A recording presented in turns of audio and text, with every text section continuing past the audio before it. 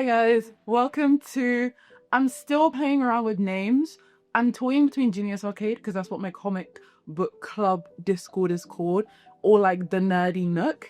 But hello guys, my name is Jessie.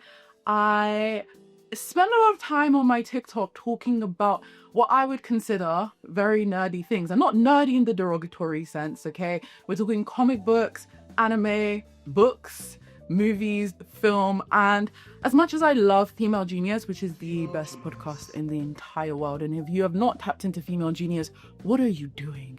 Okay, Female Genius is what I would like to describe late night, soft, funny conversations with your science-obsessed friends. Is looking at things through a slightly more academic lens, referencing papers and essays and done and such about things that plague Gen Z in their everyday life. As much as I love Female Genius, I kind of felt like some of the more nerdy comic book related topics, I didn't think Female Genius was the space to talk about it. I didn't want to isolate anybody in the Female Genius audience that just wasn't tapped in. I think I've done one too many One Piece references on that podcast, and I kind of want to make that as accessible and as people can dive straight in and just fall in love with science and all of the topics I reference. And so I thought I would create this other space on this channel. But if you do have time, go check out Female Genius. But nonetheless, welcome. And on TikTok, I was giving some comic book recommendations on how to get stuck into the world of DC, particularly the comics, if you have never done so before.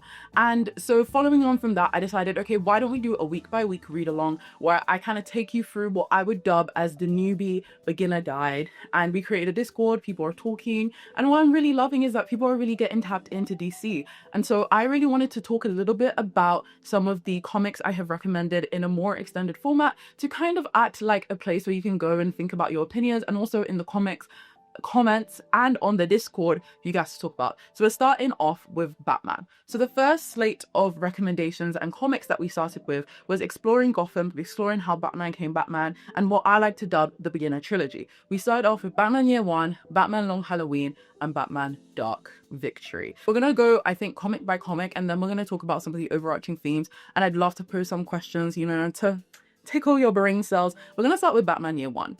So Batman Year One is a comic that very creatively explores Batman's origins of him first donning the cowl, okay? And it's done from two dual lenses. We are seeing Jim Gordon, who is first entering the Gotham police force and being confronted. At the same time, the reader is being confronted with the realities of how deep, dark the corruption in Gotham goes within the police force and how terrible the crime is in Gotham. At the same time, we see Batman donning the cowl, and we are told Batman's thoughts and feelings through his recounts of his diary entries or his letters that he writes to his father, who unfortunately passed away. This is such a brilliant entrance, I think, into Batman's world and also into the world of Gotham for a wide variety of reasons. I think number one, a lot of people are familiar a little bit with Batman's story. And so I think Batman Year One kind of explores a little bit more about the psychology of why he dons the cowl. I think a lot of people relegate it to he became Batman because he lost his parents as a kid, but I think it's a lot deeper than that. And showing the richness, particularly when we have Jim Gordon, you know, going into the police force, trying to make Gotham a better place, and it's seriously struggling, is something that I think is very profound. And we begin to understand why a vigilante of some kind that operates outside of the law is potentially needed. I think one scene that exemplifies how deep the crime and corruption goes in Gotham is the one scene where Batman tries to help this little girl who was being solicited on the street. Instead of that little girl thanking Batman, it becomes a whole situation where she doesn't believe she can be saved and then starts, you know, beating on Batman and all of that kind of thing. And it kind of shows that even the citizens in Gotham have kind of lost hope in some kind of way.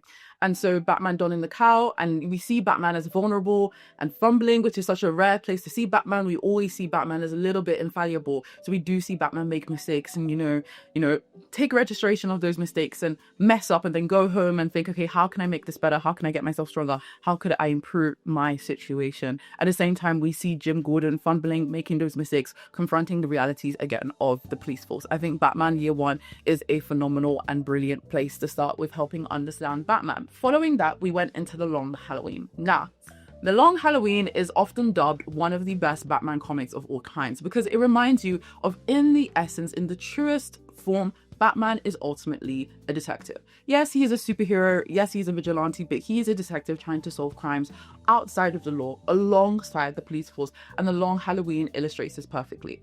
In The Long Halloween, there is a holiday killer who kills somebody every single holiday. And the police force, Batman, and the rest of Gotham are desperate to find out who's the killer, including Harvey Dent. In this book, we are really thrown into the world of Gotham. Particularly, I think in the beginning half, we recognize how deep the mob families of Gotham really impact crime in the city. And we see this, I like to call this really interesting triangle, Batman, Gordon, and Dent, who all both want the same thing. They want Gotham safe, but they all approach it in different ways. And there's so much foreshadowing of Dent, who eventually, spoiler alert, I should put a spoiler alert at the beginning, eventually ends up becoming Two-Face.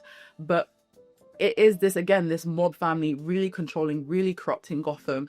And then also towards the end of The Long Halloween, we see a little bit of a changing of the guard. We see this notion of some of the freaks of Gotham, you know, the Joker, Iceman, all of these little bit more eccentric Batman villains that we're used to being confronted with are starting to take over crime in Gotham. Now, the first question I love to pose to the audience, and is often asked, is, do you think the presence of Batman within Gotham encourages, or was the thing that encouraged the changing of the guard? These villains did exist in Gotham before, but they seem to be coming out in heat and spades, particularly across The Long Halloween and also Dark Victory. Is it Batman's presence that also encourages this? Is this whole notion of, if there is a large concentration of power in one place, does that also attract very unfavorable, unsavory individuals? In my personal opinion, I think there's something to be said about the balance within crime. Like, I'm not in crime, okay? I can only say about documentaries. With the mob family running crime, being the point of call, having everything, including politics and like the banking systems in Gotham, running through these mob families, there is like a disparities in the concentration of power. And I think this does impede crazy people to some degree from committing crimes as regularly. However, as Batman, luckily and thankfully, Gordon, the police commission and police force, and to some degree Dent, are, you know, slowly breaking down and wearing away at the mob families, right? The power then becomes open. You know, there's an empty space, right, that the police force, Gotham, and the current morality state of Gotham cannot fill fast enough before the freaks can come and occupy it, if that makes sense. So I think it is that more of the mob family slowly losing power, but there is an empty space within the crime world that ends up being occupied rather than closed down completely, because Batman is one guy and I don't think he can do it by himself. Okay, another thing I'd love to talk about, okay, is this notion of Batman, Dent, and Gordon. And one thing, that conversation that we've had a couple times on the Discord, is this sense of moral code. Okay, Harvey Dent, throughout the course of The Long Halloween and unfortunate events that happen to him, ends up becoming Two-Face, okay? And when he becomes Two-Face, he develops almost this extremist sense of how to deal with crime. Because ultimately, even though Harvey Dent becomes Two-Face, and even though he becomes a quote-unquote villain, he's unleashing the freaks, he's doing all of this, his intentions of dealing with the mob families in Gotham still remain the same. Even as we continue into Dark Victory, his essence of what he's trying to do is still aligned with the essence of what Gordon and Batman are also trying to do. But he has found and realized that he cannot do it within the operations of the laws. The law is something that restricts him and binds him and does not allow him to do what he needs to do in a way that's fast enough and effective enough to keep people safe. Batman, in some degrees, in a different way, believes the same thing. That is why Batman doesn't become, or Bruce Wayne doesn't become, you know, part of the police force. He doesn't work his way up. He doesn't become a lawyer of some kinds, because he recognizes there's so much corruption there that he cannot have real impact. The only way Batman believes he can have real impact is by donning the cowl. Okay, Jim Gordon, however, sits on a little bit of an opposite side of this equation, because he does believe in the power of the law. Despite even seeing this corruption, he still to some degree believes that the law is the best, most effective, and most fair and just way to deal with these criminals and bring people a sense of peace. Okay, and they all again sit within these different sides of the code. But then one of the biggest questions across Long Halloween and across Dark Victory is, why did Harvey Dent fall? Why did Batman and Gordon not fall in the way that Harvey Dent did? Of course, there are scenes in the book, particularly in Long Halloween, that kind of foreshadows his difference in how he approaches moral code. There's some things where he says, well, I wish we could kill all the mob families off. There is that situation when he comes across, a large amount of money, and he is like, yeah, why don't we steal some for ourselves? And Bruce Wayne, Batman's looking at him like, no, we don't do that. Obviously, you have to take into account, like, Bruce Wayne is a billionaire. He's not going to see a bunch of money and think, let me pocket it. But that's besides the point. Okay, and so there is this sense of foreshadowment of their slight differences in moral code. But I do think, okay, that Harvey Dent is less protected from descent into evil because of this moral code. Batman operates from a very strong moral code that he has inherited from his father, ultimately. Okay, that is why he does not kill. That's why he believes he needs to help people. That's why he does a lot of the things he's done, from the things that he's seen his father done. And we see those scenes and we see those allusions in the books from time to time, okay? And because of that rigid moral code, Batman is almost a little bit, he has this protective coat, okay, from some of the darkness and the deep darkness from Gotham. Similarly to Jim Gordon, his belief and his, it's not infallible, but his strong sense of belief within the justice system protects him from going rogue, protects him from doing things that might harm people in the way that Harvey Dent does. And Harvey Dent does not have either of them. Also, next question I have for you is, who do you believe the holiday killer is? Okay, from The Long Halloween. Obviously, we think it's Alberto. That's the obvious one at the end of the book. But then we have that whole scene with Gilda, and then we have the whole scene with Harvey Dent that was technically like 2 or 3 killers. And where Gilda, what's her name? Glinda? I don't know. Okay. I also think that is quite interesting. And then, of course, we go on to The Dark Victory, which I've heard from some people that they didn't like Dark Victory as much as they liked Long Halloween. It does serve as a continuation in the story, so I kind of see them both together. However, I do know that some people and critics thought it kind of feels like a lackluster version of the Long Halloween, but I do think it's just extended and continuing some of the storylines. And it's still, if you love the Long Halloween, you will love Dark Victory because it has the same similar tones. One of the most beautiful and most exciting things about the Dark Victory comic is that by the end of the issue, we are given our Robin, we are given our Dick Grayson, and we are introduced to the first interactions between Bruce and Dick, and also Bruce learning to open up to Dick.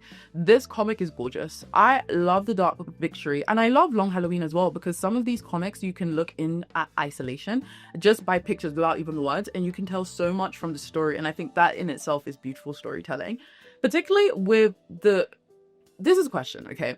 Why do you think Bruce Wayne took on Robin? Do you think it was a good idea? And this is something that you will continue to come back to again and again, even across all of the different Robins.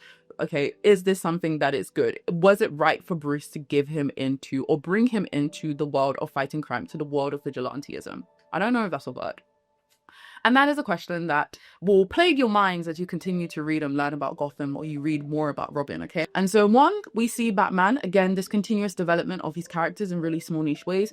He always regrets throughout Dark Victory that not opening up to who he was to Harvey Dent, okay? And he feels like maybe if I opened up, Harvey Dent would not have felt so alone in his endeavors of fighting crime or the mob in Gotham. So he very quickly does not make that same mistake with Dick, to isolate Dick, and opens up and tells him who he is. He also gives Dick the opportunity to enact revenge on the people that killed his parent, because he felt like if he was young, and when he was young, that is something he always desired to do. However, this is the thing about Batman, and this is the thing that you'll see about Dick across the story, is that sometimes vengeance isn't the answer to the pain that you've been suffering in life. And the cowl heals Batman in a sort of way, because it becomes a way to channel and to reenact or to carry on his father and his parents' legacy. However, from a position of vengeance, the cowl can be dangerous and corruptive. We see it in the way that the cowl stops him from continuing his relationship with Selina Kyle, aka Catwoman, in a relationship he deeply values and he sees as important, but his dedication to this lifestyle is making him forget things that are ultimately extremely important. It makes him dismiss Alfred sometimes. He becomes so hyper-focused on solving this crime. And these are traits that we begin to see Dick kind of take on a little bit. And hopefully, I think as Dick meets more heroes other than Batman that begin to fashion his moral code and his nature and the way he wants to approach heroism, it's going to be particularly important.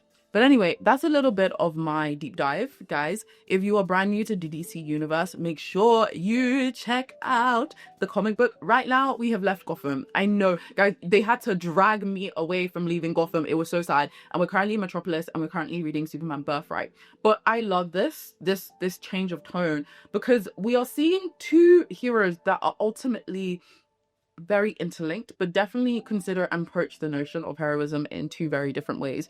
You have Superman, who intentionally wants to operate as a symbol of hope and is making intentional decisions to carry out this next symbol of hope. This not necessarily vigilantism. He wants to help people, but he also wants to remind people that you need to be courageous, that you need to help people, that you need to defend people. His whole message and his whole ethos is to help people and also encourage people to do the same. Whereas Batman is working. He works at night. He works in the dark. He works as a detective. He's solving crimes. Obviously, it could be the difference in nature between Metropolis and Gotham. You can see this even in the way they draw it. But I ultimately think, again, it's the difference in their moral code. It's the difference in their upbringing. You know, Batman, no parents. Superman, Clark Kent, he had beautiful, gorgeous parents that loved him and really imbued him with a sense of love for humanity. Batman, again, like, there's so many different sides to the story. And I definitely think once we finish Superman Birthright, and when we do our Wonder Woman series, we're going to come back to this Genius Nook. Nerdy Nook, Genius Arcade. I could just combine it and do Nerdy Genius Nook. This is the origin story. We'll come back to this Nook and we'll have a discussion with each other. But thank you guys so much for watching these videos. I love, guys, short form content. I've spoken about it in my podcast before. That's the reason why I have a podcast, because there's so many things I want to talk about at length that is quite hard to do on TikTok, and so many things I want to dive deep into and give you guys. And I realistically have 5 seconds of people's attention, but for some beloved people I have a little bit more. But yeah, gross. I hope you guys enjoyed this video at the Nerdy Nook, and I will see you